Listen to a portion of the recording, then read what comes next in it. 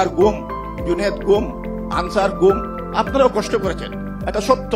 আপনাদের অনেক তরুণদের রক্তের বিনিময়ে বাংলাদেশ হয়েছে। ওনাদের প্ল্যান ছিল ওনারা 2040 সাল পর্যন্ত ক্ষমতায় থাকবেন।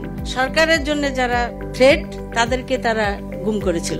আমার দল বা আমার যে মানুষজন ছিল তারা তো কাজ করেছে। প্রশাসনের যে জামাতের নিয়ন্ত্রণ, এটা আমি মনে করি ঠিক না। চার শ্রমিকরা 200 থেকে 300 টাকা মজুরি পায় না। একটা অংশ সিন্ডিকেট আছে যারা ওইখান থেকে একটা অংশ নিয়ে নেয়। পাশের মধ্যে সিলেটে একটা মেডিকেল ইউনিভার্সিটি হয়েছে, বিভিন্ন ক্ষেত্রে লুটপাট দুর্নীতির কারণে সেই প্রকল্পটি এগিয়ে। শিক্ষা প্রতিষ্ঠানে এবং শিক্ষার ব্যাপারে আমার যথেষ্ট কনসার্ন এবং আমি এই ব্যাপারে অবশ্যই চেষ্টা করি।